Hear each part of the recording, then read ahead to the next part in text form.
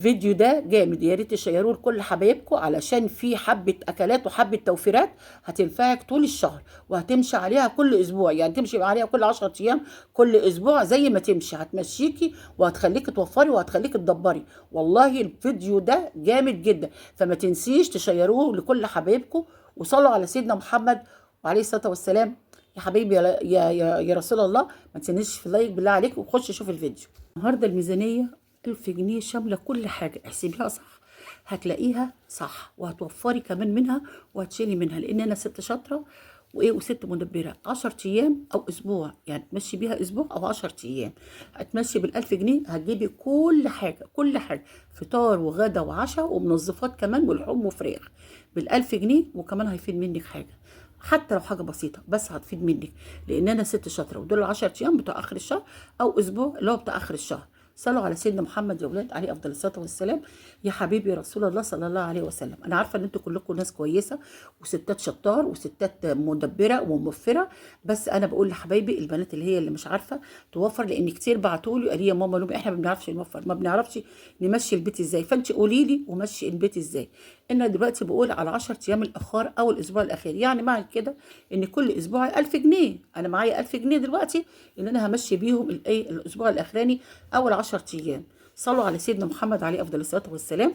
وفضلا وليس امرا تحط لي لايك حبيبه قلبي، وكل اللي بيحبني طبعا كل المشتركين معايا اهلا وسهلا حبايب قلبي، بيسعدني طبعا الكومنتات بتاعتكم الجميله. واهلا بحبايب قلبي الجداد اللي لسه داخلين عندي قناتي، انا بحبكم، يا ريت تخشوا تاخدوا جوله كده في قناتي، ان قناتي حلوه قوي هتستفيدوا منها، وتشيروا الفيديو عشان الكل يستفيد. انا كوبايه شاي معلومي، انا ماما احلام، ربنا يبارك لي فيكم ويسعدكم. انا طبعا ست مش صغيره، انا ست كبيره وعندي خبره الحمد لله. انا بقولش انا اعوذ بالله من كلمه انا، بس كل حاجه بقولها لكم من قلبي والله العظيم علشان تستفيدوا منها. انا دلوقتي ال1000 جنيه يا ماما لومي هنعمل ايه؟ هنجيب كراسه زي دي كده اهو، بصوا كراسه كده، وهنقسمها ثلاث خطوط، يعني نقسم خط كده من النص وهنقسمها 3 خطوط، هتبقى معانا 6 خانات. 6 خانات هنعمل بيهم ايه؟ اول حاجه اكتبي المنظفات، تاني حاجه اكتبي الخضار، تالت حاجه العلافه، رابع حاجه اللحوم مثلا او الفاكهه، وبعدين البقاله. تمام، ادي 6 حاجات عملناهم هم.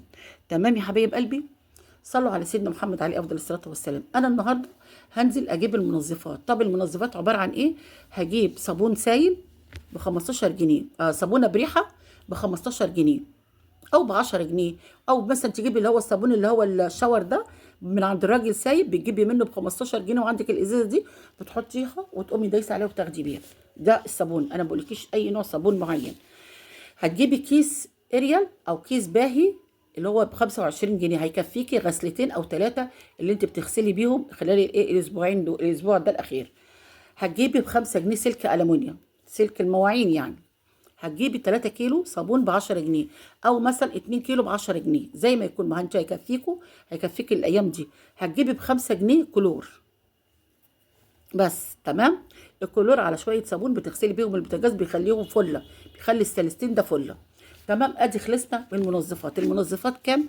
5 كلور و15 صابون ادي 20، و25 كيس باقي ادي 65، و5 سلك ادي 5 وقصدي 40، 45 و5 سلك 50، و10 جنيه الصابون ادي 60 جنيه المنظفات. خلاص خلصنا من بند المنظفات. نخش بقى على بند الخضار. بند الخضار هنجيب 3 كيلو بطاطس. 3 كيلو بطاطس، الكيلو دلوقتي فيه ب7 او ب5، لو نزلتي اخر النهار ودورتي كده واتشقلبتي في السوق هتجيبي الحاجه رخيصه جدا ب 30 جنيه. ماشي، نص كيلو فلفل او جيبي ب 10 جنيه فلفل. جيبي الطماطم الطيبه ب 20 جنيه الكيلو، هجيب 2 كيلو طماطم. هنجيب ليمون ب 10 جنيه، هنجيب كرنبه ب 20 جنيه، هنجيب خضره ب5 جنيه. ادي خلصنا من الخضره والكرنب والبطاطس والطماطم والليمون والكلام ده. تمام، بكام الكلام ده كله؟ الكلام ده ادي 30 بطاطس و40، قصدي 30 بطاطس او 40 طماطم، ادي 70 و10 فلفل ادي 80 و10 ليمون ادي 90، و30 جنيه الكرنبايه والخضره 90 ادي 100 و20 115، يبقى معاكي 115. تمام، 115 جنيه. نجيب بقى اللي هي البقولات والرز. هنجيب 2 كيلو مكرونه ب50 جنيه، ده هي ب23 وب24 جنيه، انا بقول ب50 جنيه. وكيلو رز ب30 جنيه، عندنا ب23 جنيه. شوفوا عندكم انتوا الاسعار بقى بكام.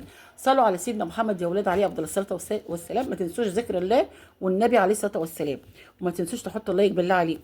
تاني حاجه هنجيب ايه؟ سمنه ب50 جنيه، كيس سمنه كده ب50 جنيه. هنجيب شعريه ب25 جنيه، يعني هنجيب كيلو، يعني مثلا ايه شعريه.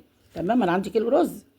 هنجيب فول تجميس ب30 جنيه، عشان ايه؟ هنعمل بقى طبعا فطار وعشاء. وعدس ب15 جنيه، وفول مدشوش ب15 جنيه. الحسبة 215 جنيه. تمام. اكتبوا معايا لو عايزين تحسبوا. هنجيب بقى ايه؟ نروح البقالة. صلوا على سيدنا محمد عليه افضل الصلاة والسلام.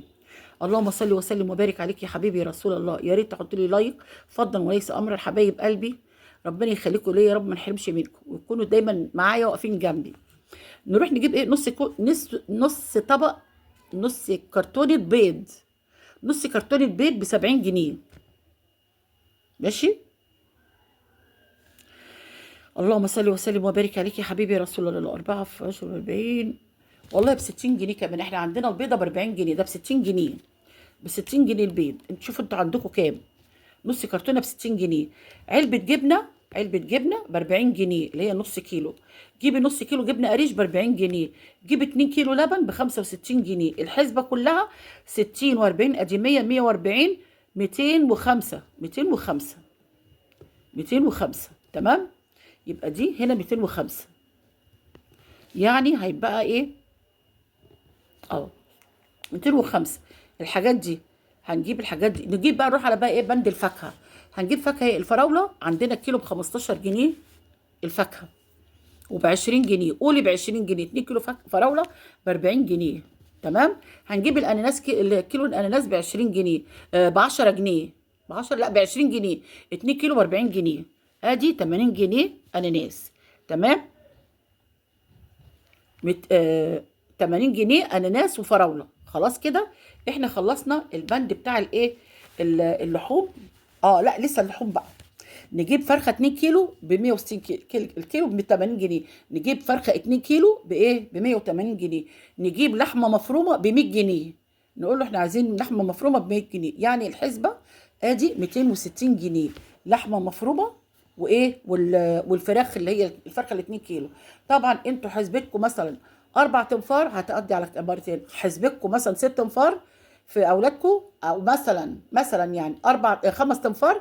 هتحطي 5 قطع فراخ، وتبقى 3 مع الكبده والقوانص والحاجات دي، تعمليها بالجناحه والكلام ده، تعمليها كوجبه تانية. واللحمه المفرومه ب 100 جنيه هتقسميها على مرتين. تعملي صينيه لحم بتاع ديت مكرونه بشاميل، وتعملي مره باللحمه المفرومه دي، تعمليها بالكور كده، تحطيها مثلا في البطاطس او اي حاجه. ادي وجبه برضو تانية. يعني انت مش هتحرمي نفسك من الفراخ. من ال10 ايام دول هتاكل فيهم مثلا بتاع 3 ايام او 4 ايام فراخ او لحوم. تمام. وممكن كمان ان انت اقطع الفرخه نص الصدر ده، اقطعه مرتين والوراك 4، ادي 6 على مثلا 6 مرات. والصدر التاني اقطعه زي استريبس كده، اعمله صوابع او اعمله مفروم، اعملها زي كفته مفروم. انا بقول لكم على الحاجات اللي ايه يعني الاختيارات اللي انتوا عايزينها، اللي انا بقولها عليكم، وانتوا شوفوا انتوا عايزين ايه. كل واحده طبعا بتعمل اللي هي على كيفها. طبعا ال1000 جنيه دي انا حسبتها طلعت 935 جنيه. يعني كمان فاض منك 65 جنيه. فاض منك، وانت طبعا مكفيه البيت فطار فطار. واحنا قلنا فول تدميس. فول تدميس طبعا من العلافه قلنا من ضمن الحاجات دي جبنه الشعريه. وفول تدميس ب 30، والعدس ب 15، والفول مدشوش ب 15 برضو. الحسبه 215. فكل الحسبه دي طلعت انا حسبها 935 جنيه. 935 جنيه من 1000 جنيه. اتبقى 65 جنيه كمان هتشيليهم على جنب. طبعا دول تحت العجز والزياده. طبعا الحاجات دي في ممكن تجيبي حاجات اقل من كده. فانت دول 35 جنيه معاكي، 65 جنيه معاكي، دول تشيليهم في قلب علبه تحوشيهم. طبعا انا لما بجيب المصروف، انا لما باخد المصروف انا بطلع منه صدقه، وبطلع 10% من المصروف بتاعي. يعني انا دلوقتي مصروفي ده مثلا 4000 جنيه. او 4000 ونص مثلا، او 5000. شلت منهم 10%، يعني شلت 500 جنيه في الاول، واتبقى 4000 ونص. النص دول خليتهم للكهرباء والميه. الكهرباء والميه، ما انا ما عنديش الا هما الكهرباء والميه، الغاز بجيب انبوبه وهو جوزي اللي بيجيب الانبوبه. فانا دلوقتي معايا ال 4000 قسمتهم على 4 اشهر، اسبوع اسبوع اسبوع اسبوع. بالعكس ده انا دلوقتي كمان ممكن يكفوا ال 10 ايام، من كمان الشهر الجديد هيكفوا منهم 3 ايام. يعني انا كده بعمل حساب جد ان انا ايه، اوفر من ده لده، من ده لده، من الشهر ده للشهر ده. يعني لما اخد المرتب اول الشهر او المصروف اول الشهر، 3 ايام منه او 4 ايام منه مش هصرف منه برضه، زي الفيديو اللي انا قايله لكم قبل كده، الاسبوع بدون مصاريف خالص انا قايله لكم. فهو ده التوفير، ودي الشطاره بتاعت الست القروبه، الست الشاطره اللي بتعرف توفر وبتطلع من هنا لهنا، من هنا لهنا. انا لا هحرم ولادي ولا اخليها قحط ولا بخل ولا حرمان ولا اي حاجه، بالعكس صلوا على سيدنا محمد عليه افضل الصلاه والسلام.